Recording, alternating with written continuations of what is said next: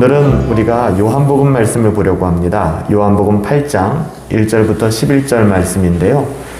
우리가 너무나 잘 아는 말씀이죠.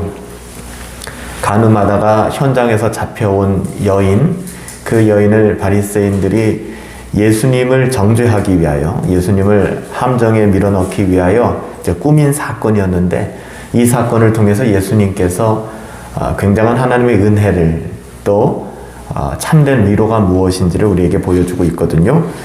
제가 요한복음 8장 1절부터 한번 11절까지 여러분들에게 봉독해 드리도록 하겠습니다.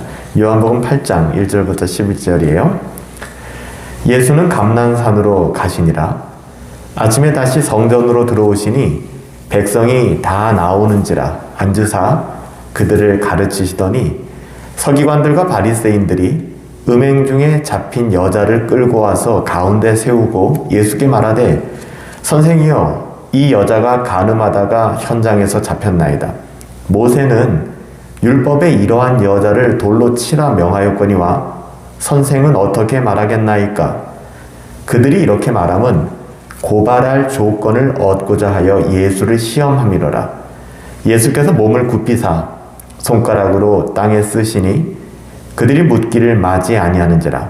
이에 일어나 이르시되, 너희 중에 죄 없는 자가 먼저 돌로 치라 하시고 다시 몸을 굽혀 손가락으로 땅에 쓰시니 그들이 이 말씀을 듣고 양심의 가책을 느껴 어른으로 시작하여 젊은이까지 하나씩 나아가고 오직 예수와 그 가운데 섰는 여자만 남았더라. 예수께서 일어나 여자 외에 아무도 없는 것을 보시고 이르시되, 여자여, 너를 고발하던 그들이 어디 있느냐? 너를 정죄한 자가 없느냐? 대답하되, 주여, 없나이다. 예수께서 이르시되, 나도 너를 정죄하지 아니하노니 가서 다시는 죄를 범하지 말라 하시니라. 아멘.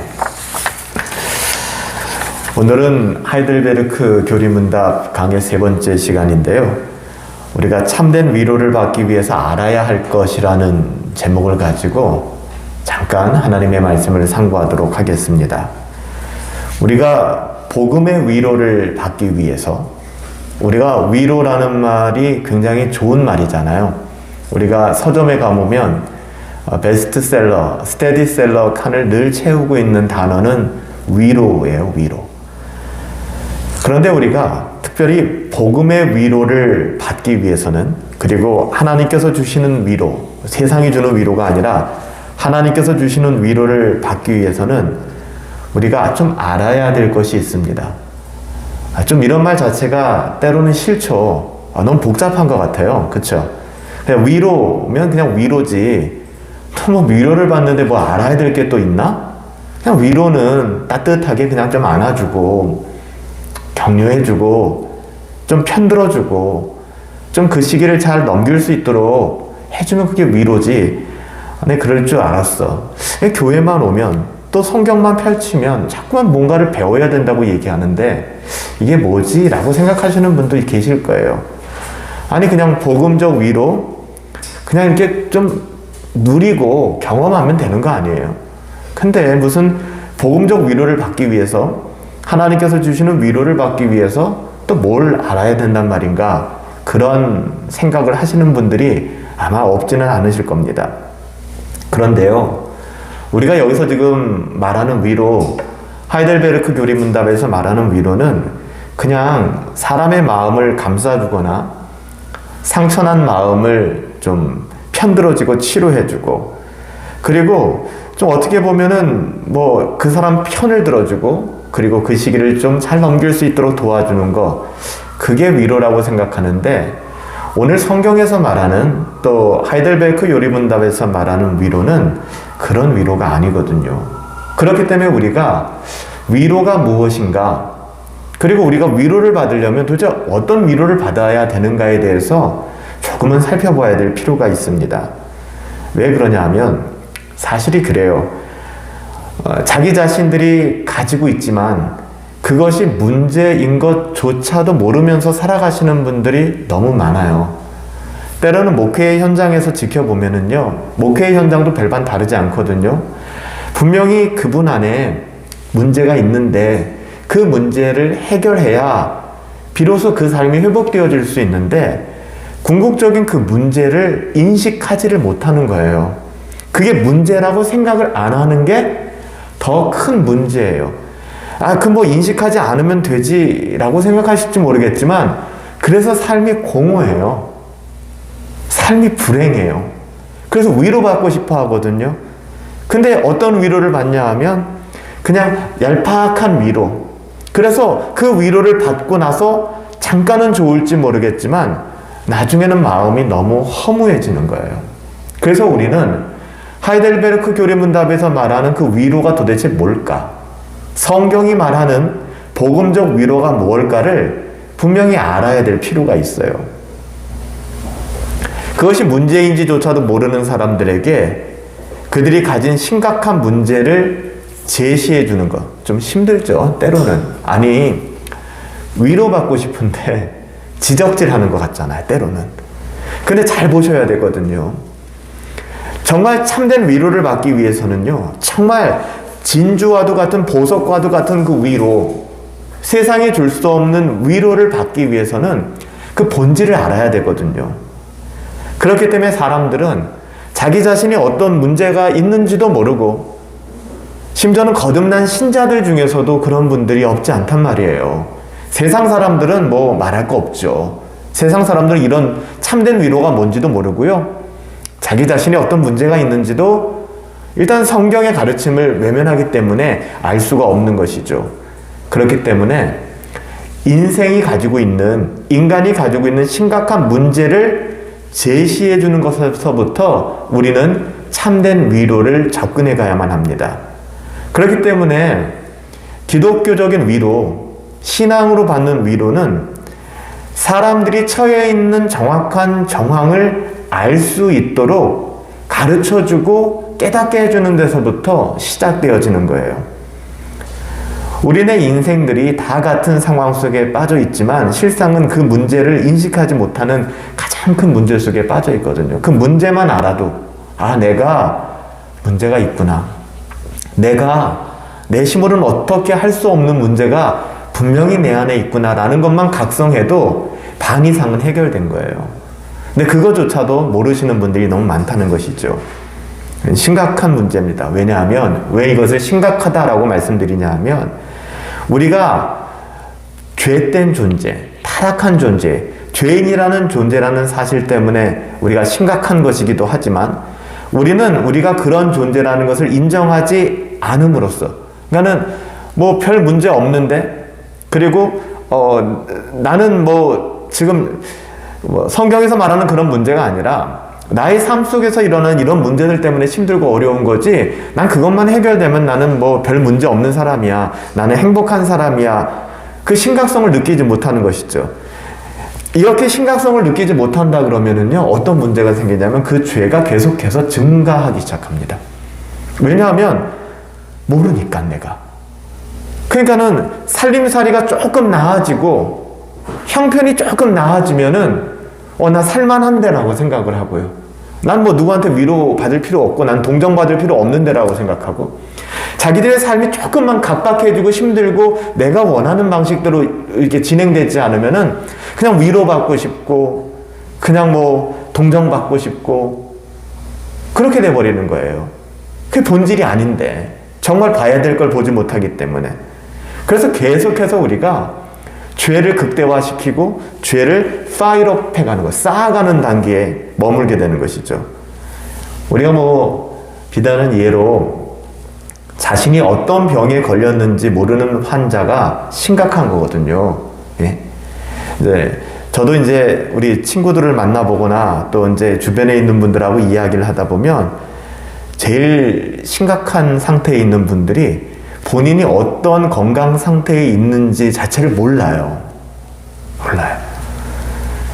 저 같은 경우는 아침마다 일어나서 혈당도 체크하고 혈압도 재보고, 또 혈압이 또 생각보다 많이 나가면 계속 또 그걸 체크해보고 운동도 하고 뭐 식이 조절도 해보고 약도 복용하고 그렇게 한단 말이에요. 그런데 오히려 그런 사람들은 좀 안전한 것 같아요. 근데 문제가 되는 분들은 그런 걸 하나도 안 하는 거예요. 자각 증상이 없죠. 뭐 혈당이 높다고 해서 피곤하거나 뭐 발이 붓는다거나 이 정도까지 가면은 그건 거의 끝난 단계고요. 자각 증상이 없는 거예요. 혈압이 높다고 해서 막 두통이 있거나 그런 증상이 없어요, 별로. 그런데 그냥 방치하다가는 어느 한순간 아주 큰일을 만나게 되는 것이죠. 그래서 어떻게 보면 지병이 있다, 병이 있다라는 것보다 더 무서운 것은 그 병을 자각하지 못하고 지각하지 못하고 살아가는 게, 그게 폭탄을 안고 살아가는 거거든요.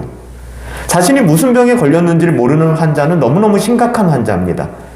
심지어는 자기의 병을 인정하지 않는 분들도 계세요. 그 병을 인정하면 괜찮은데 인정하지 않는 거예요. 이게 굉장히 위험한 것입니다. 여러분, 신앙적으로도 비슷해요. 그래도 내 자신의 어떠함을 안다면, 우리의 도움이 어디서 오는지 안다면, 이것이 나의 어떠함으로는 해결할 수 없고 우리는 전적으로 타락한 존재이기 때문에 하나님이 필요하고, 또 하나님께서 우리에게 그냥 막 기분 따라 주신 게 아니잖아요. 경건의 도구, 은혜의 방편들을 주셨단 말이에요. 하나님이 수많은 일들로, 하나님은 이 세상의 돌덩이들로 아브라함의 자손을 만들 수 있는 분이시지만, 하나님은 우리가 생각할 때 정말 미련 맞는 전도의 방법을 통해서 구원하시기로 작정하셨어요. 하나님 왜 그냥 전지전능하신 하나님, 그냥 저기 돌들로도 아브라함의 자손이 되라 하면은 하실 수 있는 분이신데 왜 그렇게 안 하세요? 하나님 안 하신다는 거예요. 전도라는 말도 안 되게 미련해 보이는 미련 맞는 방법을 통해서 하나님은 잃어버린 자들을 구원하시기로 작정하셨고 그걸 기뻐하신다고 하세요. 거기 우리가 할 말이 없는 것이죠. 똑같아요. 사망당한 자, 비록 거듭났음에도 불구하고 이 세상의 삶이 녹록지 않고 힘든 사람들, 나는 환경과 상황의 어떠함 때문에 견딜 수 없어요 하는 분들, 그런 분들을 위해서 하나님의 은혜는 똑같아요. 근데 그 은혜가 우리에게 효력 있게 미치는 통로가 있다는 거예요. 그것이 은혜의 방편이잖아요. 예배가 그것이고요, 말씀이고요, 기도잖아요. 하나님은 그것들을 통해서 우리의 영혼을 살리시고 회복시켜 주시고, 구원은 받았지만 구원받은 신자로서 하나님의 자녀답게 살아가지 못하고 불행하고 정말 처절하게 살아가는 우리를 위로해 주시겠다라고 말씀해 주신 거예요. 근데 이것을 알지 못하고 더 나아가서는 나의 어떠함조차 자각하지 못한다 그러면 이것은 너무나 불행한 일이죠. 사실 그래요. 당신은 죄인입니다. 당신은 사랑받기 위해 태어난 사람이라기보다는 당신이 예수 안에 들어와 있지 않는다 그러면 당신은 저주와 하나님의 심판밖에는 받을 것이 없는 사람이에요. 이런 이야기를 들을 때 대부분의 사람들이 어떻던가요? 자기가 죄인이라는 사실에 끝도 없이 반발하거나, 아니면 혹은 자신이 죄인이라는 것을 인정하고 시인한다고 하지만 사실 그렇거든요. 나는 죄인입니다를 시인하면 뭐예요? 자기는 죄인이라고 생각하지 않고 있어요. 우리가 계속 요즘에 로마서 말씀 보고 있잖아요. 그렇죠? 우리의 삶과 우리의 선택과 또 우리의 결정이 어떻게 보면 우리가 하나님의 자녀인 것을 증거하고 또 어떻게 보면 보증한다라고 우리가 계속해서 배우고 있잖아요. 그러니까 자기 스스로가 나는 전적으로 타락한 존재입니다. 우리가 T4G를 통해서 튤립을 배우고 파이브 솔라를 배우면 뭐하냔 말이에요. 궁극적으로 본인이 나는 전적으로 타락한 존재이기 때문에 하나님이 아니면 나는 살 수 없어요. 난 예배가 아니면은 내 영혼이 위로받을 수 없어요 라는 그런 고백이 있지를 않는걸요. 그러니까 심각한 의미에서 내가 죄인이라는 사실을 인정하지 않는 거죠. 사람들은 일반적으로 자신들의 의미로, 그러니까 내 나름대로, 이게 진짜 위험해요. 신앙생활을 하면서 자기 나름대로, 그러니까 문제점도 자기 나름대로 정의하고 그 문제점에 대한 해결책도 자기 나름대로 생각을 하는 거예요. 그러니까는 완전 사사기죠. 각기 옳은 소견대로 그냥 살아가는 거예요.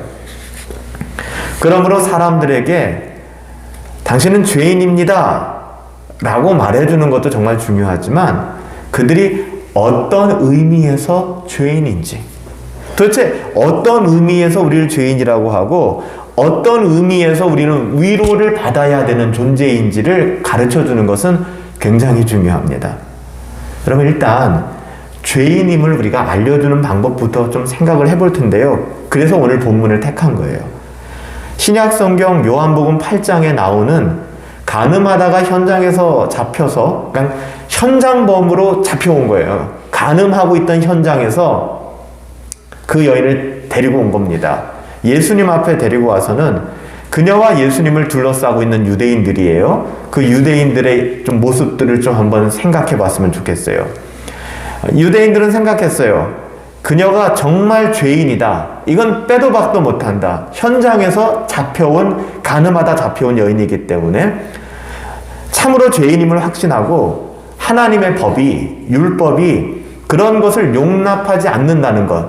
즉, 간음한 여인은 현장에서 돌로 쳐서 죽여야 된다라고 율법이 정하고 있기 때문에 그것을 너무나도 잘 알고 있었던 유대인들이 함정을 탔던지 뭘 했던지 아무튼 예수님 시험하기 위해서 간음하다가 현장에서 그 여인을 붙잡아서 온 거예요. 기세가 등등했죠.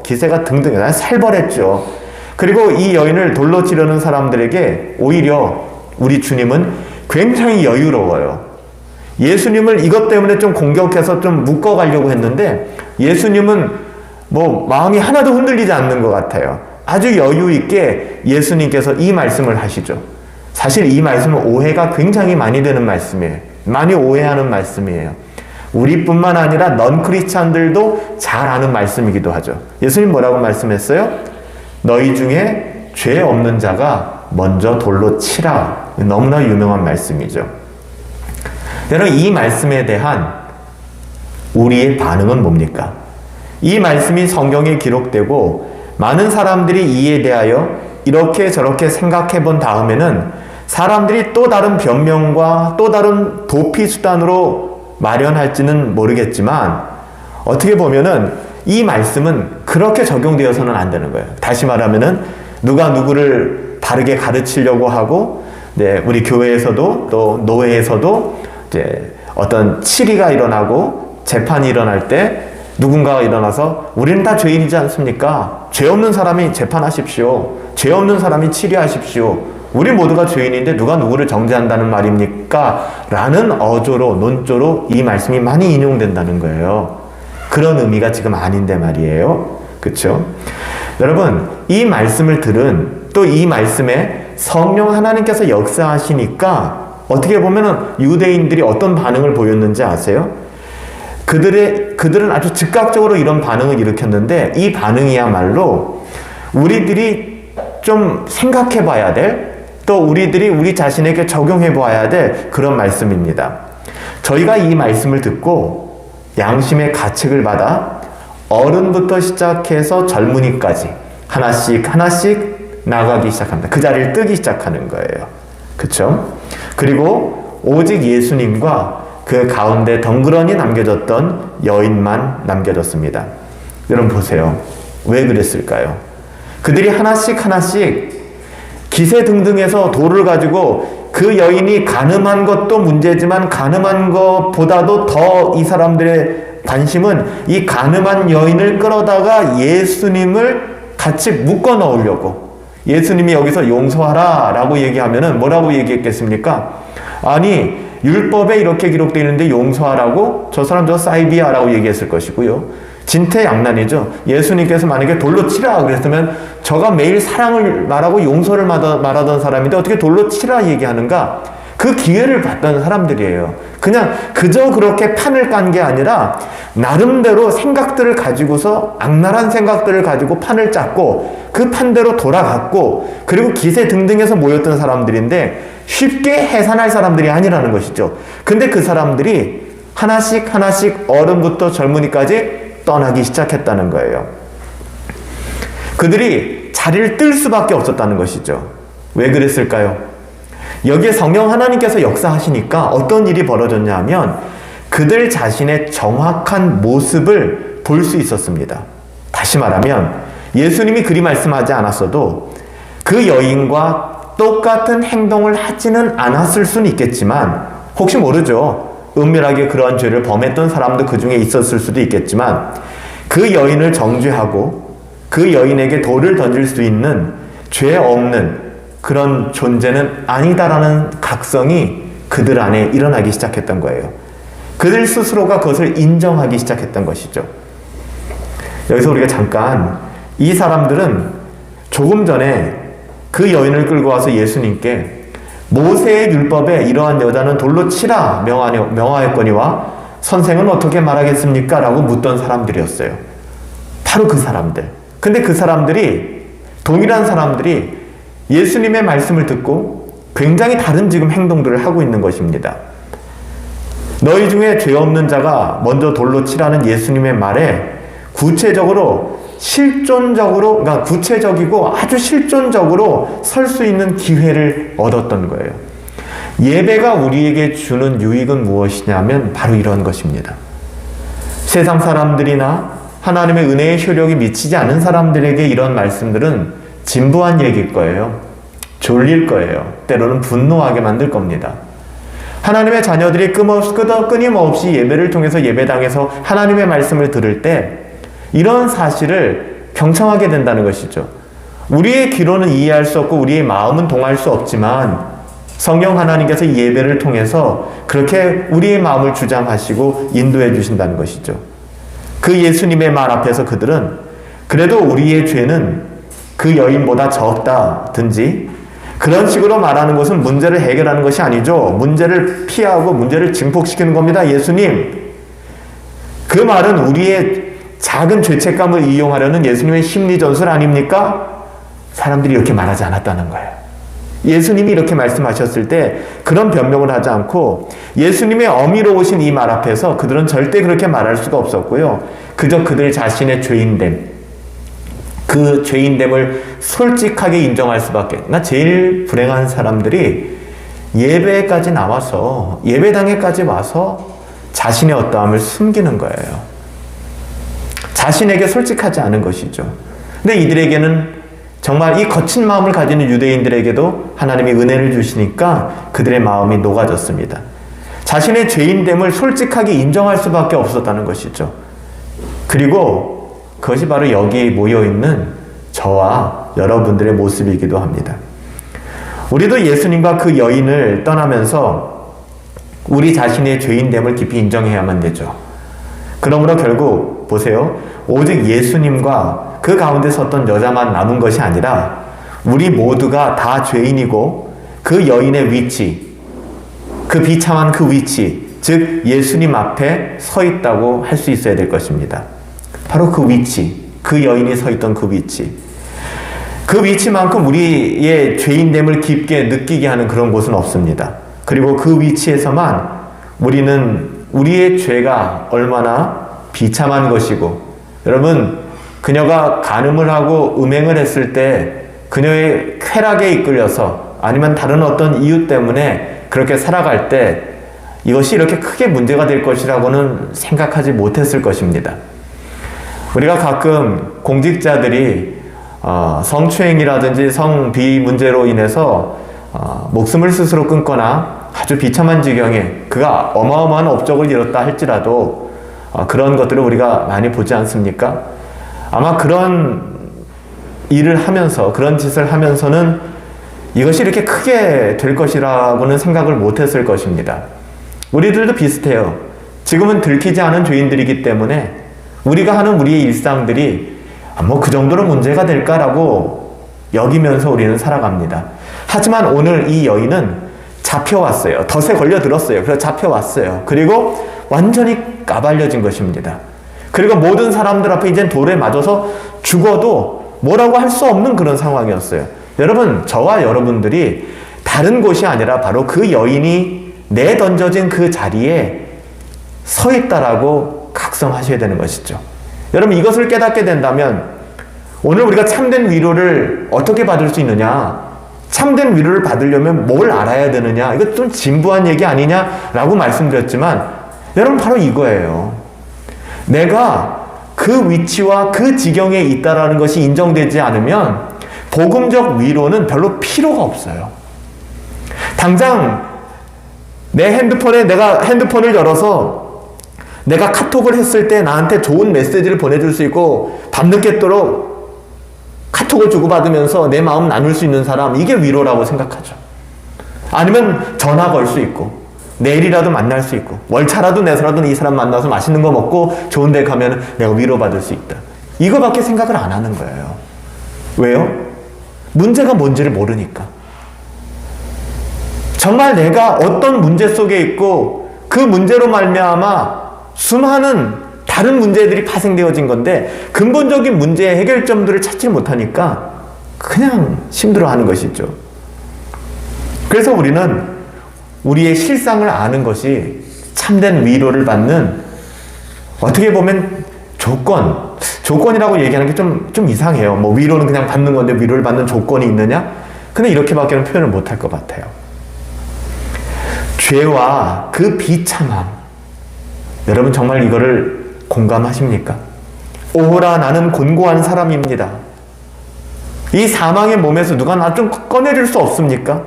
그 죄와 그 비참함을 안 뒤에 우리가 어떻게 건짐을 받을 수 있는가, 이게 따라오는 거란 말이에요.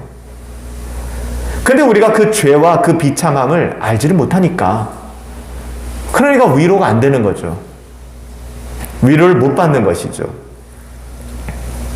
죄와 그 비참함을 인정하되 그래도 지금부터라도 우리가 최선을 다해서 노력한다면 이 문제를 극복하고 보다 나은 상태를 향해서 나아갈 수 있다고 생각한다 그러면, 사실 그 정도 생각하고 있다고 하면 우리는 그 죄가 얼마나 심각한 것인지조차를 전혀 모르고 있는 거예요.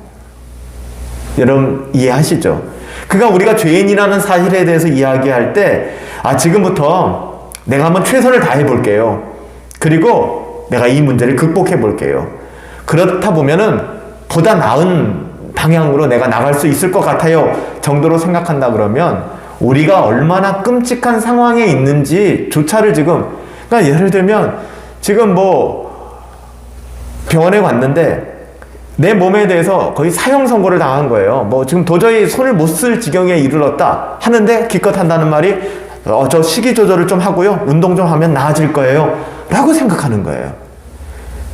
그거 아니라고요. 그렇게 될 수 있는 상황을 뛰어넘은 거라고요. 여러분, 사실상 우리는 사도 바울이 증언했던 것처럼 죄와 허물로 기절한 상태가 아니라고, 죽은 상태입니다. 그러니까 우리에게는 우리의 어떠함으로는 소망이 없는 상태예요. 에베소서 2장 1절 말씀이 있잖아요. 죄와 허물로 너희는 죽었다. 우리는 스스로의 노력으로 이 죄의 비참함에서 벗어날 수 있다면 그러면 서로 위로가 될 것 같아요. 하나님의 위로 없어도 살 것 같아요. 근데 그렇지 않다는 것입니다. 우리가 이 비참하고 참담한 상황에서 구원을 받는 것은 오직 우리 밖에서 일어난, 우리 안에서, 우리의 어떠함으로 일어나는 것이 아니라 우리 밖에서 일어난 일임을 우리는 기억해야 돼요. 우리 밖에서 도움이 올 수밖에 없다는 사실. 즉 우리의 힘으로는 죄와 그 비참함에서 벗어날 수 있는 존재가 못 된다. 오직 하나님께서 친히 마련해 주시는 그 구원의 사역을 통해서만 우리는 건짐받을 수 있다. 여러분 이걸 믿으세요? 여러분 이거를 믿지 못한다면 예배가 무슨 위로가 되며, 이게 위로가 안 되는데 아침마다 말씀을 보겠습니까? 출근하기 바쁘고 살기 바쁜데. 내가 관심 있는 뭐 연예계 기사, 주식 주가, 아니면 뉴스 일기예보 뭐 이런 거는 찾아볼지언정 말씀 안 듣죠. 별로 그게 와닿지가 않으니까, 별로 중요하다고 생각을 안 하니까. 정말 현실적인 거거든요. 사실 오늘 본문 중에서 예수님과 단둘이만 서게 된 이 여인에게 예수님께서 하신 말씀도 이것을 전제로 하고 있는 말씀으로 우리는 이해해야 합니다. 예수님께서 이렇게 말씀하셨죠. 나는 너를 정죄하지 않겠다. 이 말씀은 잘 들으세요. 이 여인이 정죄받을 만한 사람이 아니라는 의미가 아닙니다. 정죄받아 마땅한 여인이에요. 근데 내가 너를 정죄하지 않겠다라고 말씀하시는 것은 이 여인이 죄를 지었지만 아무도 너를 정죄할 수 없어. 넌 정죄받을 존재가 아니야. 너는 사랑받기 위해서 태어났어. 이런 말이 아닙니다. 아니면 정죄받을만 하지만 내가 진짜 너그러워서, 내가 누구야? 내가 예수님 아니냐? 진짜 너그러워서 내가 너 그냥 죄 없던 거로 할게. 여러분 이렇게 생각하신다 그러면 큰 오산이에요. 여러분 예수님은 어떤 분이세요? 사랑의 하나님이시지만 공의의 하나님이시라는 것 알고 계시잖아요. 죄라는 것을 차마 보지 못하시는 어미하신 하나님이십니다. 그분이 어떻게 죄를 그냥 마음씨 좋은 옆집 아저씨처럼 오케이 통과 이렇게 얘기할 수 있어요? 그럴 수 없는 분이십니다. 우리가 믿고 고백하듯이 성육신 하신 하나님이 예수 그리스도 아니십니까? 이 성육신 하신 것이 그 하나님 되심에 조금도 손상을 안 줬어요. 즉 인간의 몸을 입고 이 땅 가운데 예수님이 오셨지만 하나님의 하나님 되심에 하나도 손상이 되지 않았다고요. 하나님은 죄에 대하여 진노하시는 하나님이시라고요. 공의의 하나님. 이걸 우리가 인정한다면 그는 죄를 전혀 문제되지 않을 것으로 여기실 수 없는 분이시잖아요. 어떤 의미에서 내가 너를 정죄하지 않는다라고 말씀하셨을까요? 이 여인의 심각한 죄의 문제가 여기 있고, 또한 이 여인의 사건이 드러난 이 사람들의 죄의 문제가 있다면 어미하신 하나님께서는 그 문제가 마치 없던 것처럼 스쳐 지나갈 수 없을 것입니다. 그렇다면 보세요. 이 여인과 마주하면서 서신 예수님께서 하신 말씀, 나도 너를 정죄하지 않겠다라는 말씀은 어떤 뜻일까요? 굉장히 중요하겠죠. 예수님께서는 어떤 의미로 이 말씀을 하셨을까요? 어미하신 하나님, 사랑과 공의의 하나님께서 이 말씀을 내가 너를 정죄하지 않겠다 그렇게 말씀하신 것, 나도 너를 정죄하지 않겠다라고 말씀하신 것은 아까 말씀드린 두 가지 이유가 아니라 사죄의 선언이세요. 죄 사함의 선언. 이 말은 그저 예수님께서도 다른 사람들처럼 그 여인을 정죄할 수 없다든지 누가 너를 정죄하겠냐. 예수님은 하실 수 있죠. 죄가 없으신 분이시니까. 아니면 자신이 무죄하지만 정죄할 수는 있지만 내가 그렇지 않을게. 너를 정죄하지는 않을게. 그냥 패스. 이게 아니고요. 그의 이 세상에 오신 자격. 예수님께서 이 세상에 오신 자격. 즉 하나님의 메시아의 자격으로서 그 여인의 죄를 어떻게 해요? 용서하신다라고 선언하는 것으로 봐야 돼요. 그러나 우리가 이렇게 의문점이 들죠. 이런 선언을 하기 위해서는, 죄 용서를 선언하기 위해서는 사실상 어떤 근거가 필요하지 않습니까? 그 근거, 사죄의 근거가 예수님의 십자가 사건인데 이 사건이 발생한 상황에서는 아직 역사 속에서 구현되지 않았어요. 예수님이 아직 십자가를 지시기 전의 사건이기 때문에 아직 역사 속에서 구현되지 않았습니다. 그렇기 때문에 우리는 예수님께서 그의 모든 공생애를 다 이루시고 그의 삶으로 율법의 모든 요구를 다 이루시고 최종적으로 십자가에서 속죄하시고 죽으시고 부활하신 이 모든 사건을 예수님께서는 알고 계셨고 감당하실 것이기 때문에 미래에 일어날 사건이지만 예수님께서는 그 사건을 끌어다가 이 여인에게 선언해 주신 거예요. 그런 의미에서 나도 너를 정죄하지 않겠다라고 얘기한 거지, 내가 너를 정죄할 수 있는데 불쌍하니까 그냥 죄 없는 거로 쳐줄게, 아니면 누가 너를 정죄하겠니, 이런 의미가 아니라는 것입니다. 그러니까 좀 더 쉽게 얘기하면 예수님께서 하나님이신 예수님이잖아요. 예수님께서 온전한 삶과 대속의 죽음으로써 십자가 사건을 바라보신 거예요. 예수는 죽으러 오셨으니까. 십자가를 지시기 전이지만 예수님께서는 그 사건을 염두에 두시고 그리고 나도 너를 정죄하지 않겠다라고 말씀하신 것입니다.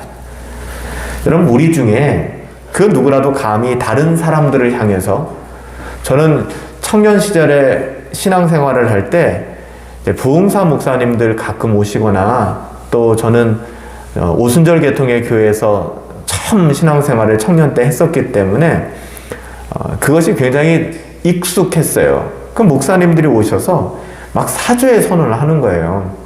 난 그게 뭐 이상하게 여겨지지 않았는데, 성경을 보고 복음을 깨달으면서 이 세상에 존재하는 사람은 그 누구라도 감히 다른 이를 향하여 그 죄를 사할 수 있는 권한은 없습니다. 그건 있을 수가 없는 거예요.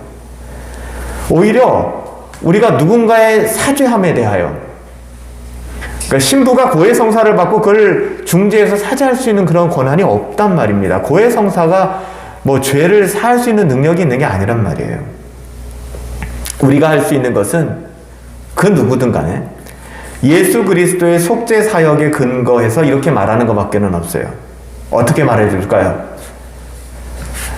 그가 예수님께서 너를 위하여 피 흘리시고 그의 살을 찢겨주신 분, 즉 끝까지 계속해서 우리 주 예수 그리스도를 의지하고 믿는 사람들에게는 결코 정죄함이 없다. 아무에게나 결코 정죄함이 없는 것이 아니라 예수 그리스도를 믿고 의지하고 예수 그리스도를 따라 사는 거듭나는 하나님의 자녀들에게 결코 정죄함이 없다. 그래서 사도 바울은 로마서 8장에서 그러므로 이제 그리스도 예수 안에 있는 자에게는 결코 정죄함이 없나니 이는 그리스도 예수 안에 있는 생명의 성령의 법이 죄와 사망의 법에서 너를 해방하였다. 이렇게 선언하는 것이죠.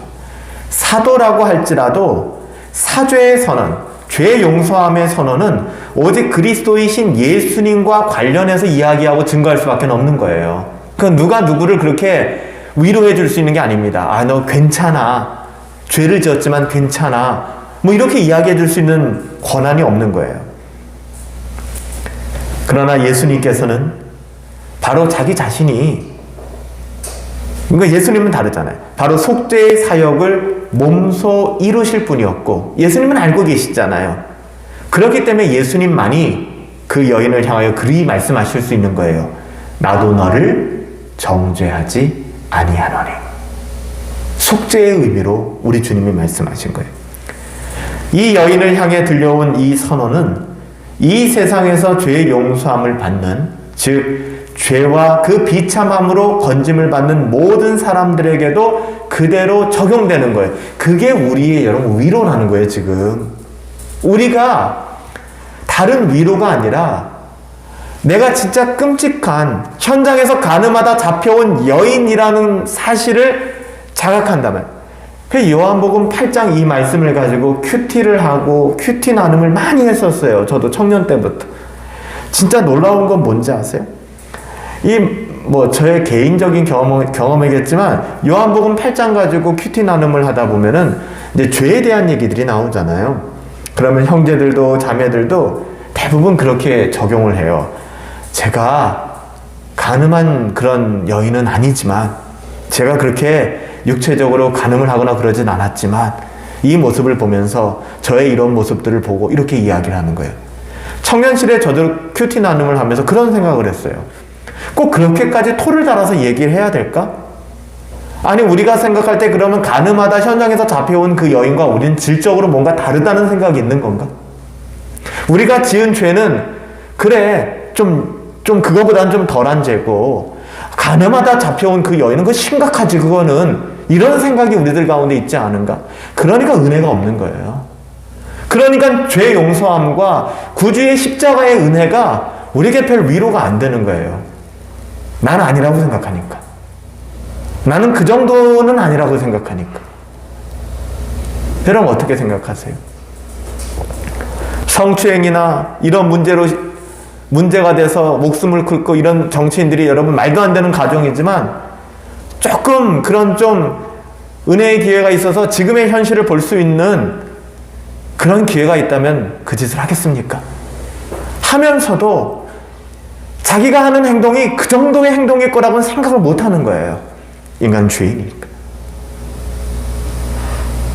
우리 자신도 별반 다르지 않아요.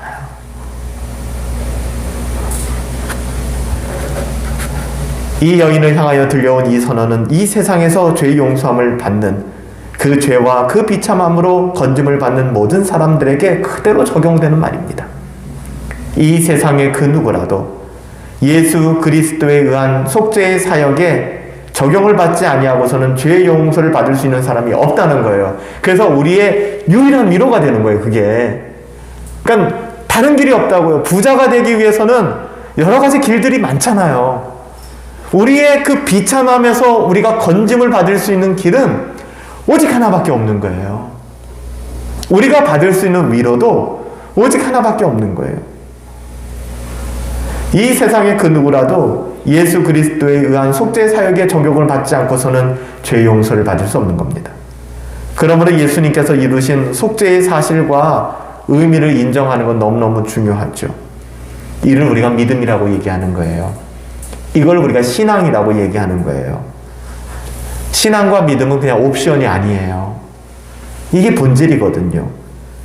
그를 믿는 우리 모두는 예수님께서 그의 삶 전체로 이루신 구원을 통해서 우리는 돌에 맞아 죽어 마땅한 비참한 여인인데 우리의 모든 죄와 그 비참함에서 건짐을 받았다는 것. 여러분, 오늘 가늠하다 잡혀온 그 현장에 잡혀온 그 여인에게 위로가 뭐겠습니까? 어떤 게 위로라고 생각하세요? 내가 누구에게 돈을 좀 빌려줬는데, 내 가정 환경이 내가 이렇게 좀 불우한데, 내가 뭐 이런데 여러분 그런 생각들이 이 여인 머릿속에 지금 있을 것 같아요? 그런 생각 하나도 없습니다. 지금 자기의 생사의 기로에 놓여있는 이 문제, 이 죄의 문제, 그렇잖아요. 그 죄의 문제로부터 파생된 게 간음하고 여러 가지 문제들 아닙니까? 근데 그 모든 문제가 지금 해결이 되는 거예요. 거듭나는 것이죠. 새로운 삶을 살아가게 되는 거예요. 사나 죽으나 우리의 참된 위로가 뭘까? 하이델베르크 교리문답에서 던지고 있는 그 위로가 바로 이러한 문제점에 대한 위로를 이야기하는 것이죠. 이것이 우리가 죄와 그 비참함에서 구원함을 받은 유일한 방법이 있기 때문에 예수님께서 이루신 속죄의 사역에 의존하고 그 예수님을 의지하는 이들은 예수님께서 나도 너를 정죄하지 아니하노니 라는 그 메시지의 대상이 되는 거거든요. 그러니까 이게 위로가 되는 거예요. 예수님이 말씀하시는 거예요. 내가 너를 정죄하지 않겠다. 말씀드렸어요. 아무도 널 정죄할 사람이 없으니까 다 죄인인데 누가 정죄해? 이거 아닙니다. 예수님께서 그래 내가 마음 좋게 너 죄 그냥 없던 거로 치자가 아닙니다. 예수 그리스도의 십자가의 사역을 통하여 우리의 모든 죄가 사함받았고 우리가 그리스도 안에 거하며 그리스도가 우리 안에 거하는 거듭난 하나님의 자녀가 되었기 때문에 이 선언을 들을 수 있는 거예요. 나도 너를 정죄하지 아니하노니. 여러분, 그렇다면 어떻게 살아가야 될까요? 기본적인 삶을 우리가 한번 얘기해 보자고요. 이렇게 심각한 죄와 비참함에서 우리를 구하신 하나님 앞에 우리가 어떻게 살아가야 될까요? 어떻게 감사해야 될까요?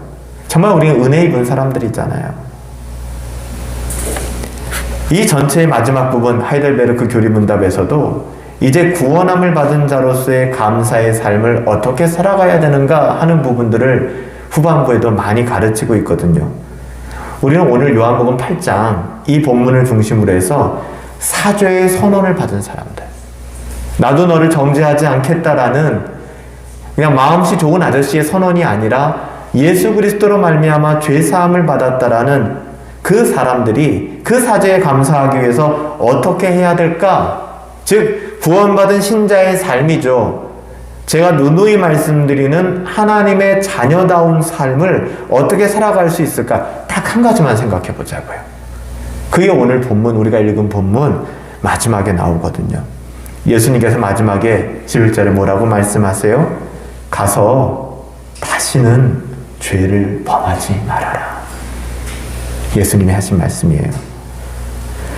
그러니까 우리 주님께서 하신 말씀, 그분의 뜻에 존중하는 것으로 표현되어져야 되는 감사, 은혜 입은 자로서의 합당한 그 감사는 무엇이냐? 우리 주님이 말씀하신 거예요. 가서 다시는 죄를 범하지 말아라.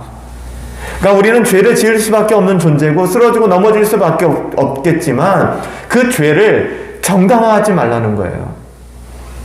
어쩌다 쓰러지는 거하고 쓰러져 자빠져 일어나지 않는 건 다른 거란 말이에요. 우리가 경건을 힘쓰기를 힘들어하지만 경건을 지켜나가는 것과 그냥 나는 안 할래 포기하는 것은 전혀 다른 거예요.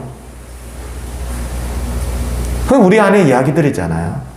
저는 주중 예배도 마찬가지라고 생각해요. 공적 예배도 여러분들 대단하신 분들이세요. 제가 여러분 또 신방도 하고 또 여러분들 좀 부탁도 하고 그럼에도 불구하고 이 자리에 나와서 수요일날 저녁에 이렇게 예배를 드린다는 거 쉽지 않은 일이라는 거 저도 알고 있거든요. 매주 나오시는 분들은 진짜 더 대단한 분들이라고 생각합니다. 그럼에도 불구하고 예를 들면 아예 안 나오는 건 문제가 있다는 거예요. 매주 못 나올 수 있어요. 힘들 수 있으니까. 사정도 있을 수 있고요.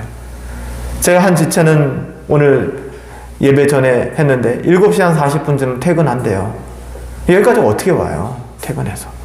전 영상으로 목사님 예배하겠습니다. 고맙죠. 그렇게 말해주는 게. 그런데 집에 있으면서 그리고 예배 드릴 수 있는 환경이 있으면서 물론 컨디션이 좀 좋지 않고 좀 머물 수밖에 없는 상황이 있다면 그 누가 뭐라고 하겠습니까? 그걸 뭐라고 하는 게 이상한 것이죠. 그런데 아예 나오질 않는 거예요. 아예 하질 않는 거예요. 여러분 이것은 굉장히 위험한 겁니다. 과연 우리 안에 복음이 있는가에 대한 아주 진중한 질문부터 다시 돌아가야 될 필요가 있다는 것이죠. 가서 다시는 죄를 짓지 말라고 했잖아요. 여러분 죄를 짓지 않은 시발점은 어디서부터 시작합니까? 열심히 어둠을 쫓아내는 것이 아니라 빛 가운데 거해야 되는 거예요. 우리는 어둠을 쫓아내려면 끝도 한도 없습니다. 우리 안에 어둠이 물러갈 수 있는 유일한 길은 빛을 비추는 겁니다. 우리가 악에게 지지 말고 선으로 악을 이겨야 되는 거예요. 우리의 몸을 불의의 병기로 들이지 않을 수 있는 유일한 길이 있다면 불의로 안 들일래, 죄에게 안 줄래가 아니라 우리의 몸을 선으로 드리면 되는 거예요. 그러니까 선하게 살아가면 되는 겁니다. 다시 말하면 우리가 죄를 짓는 자리에서 돌이켜서 요셉처럼 그 자리를 떠나서 경건을 추구할 수 있는 자리를 사모하면 되는 거예요. 이것도 우리가 추상적으로 죄를 짓지 말라고 하니까, 다시는 죄를 짓지 말라고 하니까 이거 굉장히 오해하시는 분들도 계세요. 간단해요. 우리가 죄를 짓지 않을 수 있는 유일한 길은 하나님의 말씀을 사모하고 경건과 은혜의 방편들을 떠나지 않는 것입니다. 그거밖에는 없잖아요. 물론 우리가 노력하면 노력할수록 우리가 경험하게 되는 건 뭐예요? 우리의 힘으로 안 되잖아요. 인간성에 부패했기 때문에 육체의 힘으로 어떻게 우리가 경건을 추구하고 은혜의 자리를 지키고 애써서 그렇게 살 수 있겠습니까? 사랑하는 여러분, 그럼에도 불구하고 인간의 힘, 성경에서는 그것을 육체라고 얘기를 하는데요. 육체적으로는 할 수 없지만 우리는 육체에 속한 사람들이 아니기 때문에 성령 하나님을 의지하고 겸손하게 인정하고 하나님의 힘, 이러면 예배가 그런 자리 아닙니까? 예배라는 자리가 예를 갖추어 절을 하고 무릎을 꿇고 부복하여 하나님 도와주세요 라는 자리 아닙니까? 그러니까 가장 비참한 건 예배까지 나와서 예배에서 자신의 어떠함과 자신의 생각을 내세운다는 건 정말 비참한 것이죠. 여러분, 저와 여러분들 지금 이 자리에, 예배의 자리에 그래서 나와 있는 거 아니에요? 하나님의 힘을 의지합니다. 성령님의 힘을 의지합니다.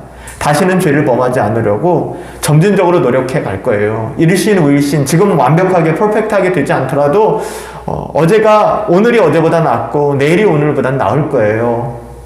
여러분, 이것이 신자의 삶이고 이것이 성화, 거룩해지는 그런 삶 아니겠습니까? 그런 사람들은 그 누구보다도 더 열심히 주어진 삶을 살아가게 될 거예요. 그리고 하나님이 주신 위로를 얻게 될 것입니다. 정말로 그들을 구하신 하나님께 감사하며, 우리의 삶의 그 어떠함에서 구원하신 하나님, 오늘 우리가 참된 위로를 받기 위해서는 무엇을 깨달아야 되는가에 대해서 잠시 여러분들에게 나누었습니다. 여러분, 어떤 위로를 받기를 원하세요? 하이델베르크 교리문답에서 말하는 위로라는 것이 과연 무엇이라고 생각하셨습니까? 그냥 단순히 우리의 말을 들어주고 경청해주고 편들어주고 헤아려주고 세상이 말하는 위로, 그 정도의 위로를 성경이 이야기하는 것은 아닙니다. 사랑하는 여러분들, 우리의 어떠함, 철로 역정에서 크리스찬이 자신의 죄성을 발견하고 자신의 죄의 무게를 깨닫고 결국에는 구원의 여정을 떠나게 되었던 것처럼 우리의 어떠함을 알지 못한다 그러면 우린 결코 위로받을 수 없을 거예요. 그게 무슨 위로야? 난 그런 위로 말고 나는 다른 위로를 받고 싶어. 우리는 그렇게 살아가게 될 것입니다. 하나님을 사랑하는 여러분들, 우리의 어떠함을 오늘 요한복음 8장에 나온 한 여인을 우리의 삶으로 고스란히 받아들이고 그 여인이 위로받았지 않습니까? 그 여인이 얼마나 위로받았을까요? 그 위로가 우리의 위로가 되길 원하고 그 위로를 누리시며 살아갈 수 있는 저와 여러분들 되시기를 예수님의 이름으로 축복합니다. 기도하겠습니다. 살아계신 아버지 하나님, 요한복음 8장에 나오는 이 여인의 가늠하다 현장에서 붙잡혀온 이 비참한 여인, 그래서 사람들이 다 모여서 돌로 치며 사람 취급하지 않았던 그 여인이 하나님 우리들입니다. 우리도 죄인이긴 죄인인데 그 여인과는 급이 다른 죄인이 아니라 그 여인과 전혀 다를 것이 없는 죄인입니다.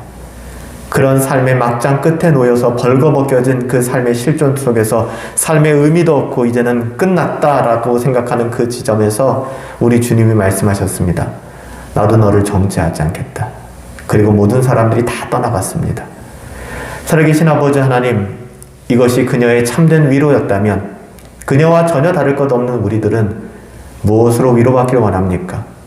살림살이 좀 더 나아지고 또 내 건강 좀 더 나아지고 내 주위 환경들이 좀 더 나아지고 내가 원하는 것을 좀 더 성취했다라고 그것 때문에 내가 위로받는다 그러면 너무나 값싼 위로 아니겠습니까? 성경에서 우리에게 우리의 영혼에게 던지는 위로는 그것이 아닌 줄 믿습니다. 살아계신 아버지 하나님, 오늘 이 밤에 한 번 더 진지하게 우리의 모습을 돌아보게 하시고 또 하나님 우리를 위하여 죽으신 우리 주 예수 그리스도로 말미암아 우리에게 주신 그 놀라운 구속의 은혜가 어떤 것인지 다시 한번 각성할 수 있도록 은혜를 내려 주시옵소서. 사나 죽으나 우리의 유일한 위로는 우리가 이렇게 그리스도의 것이 되었으며 그리스도 안에 거한다라는 사실 아니겠습니까?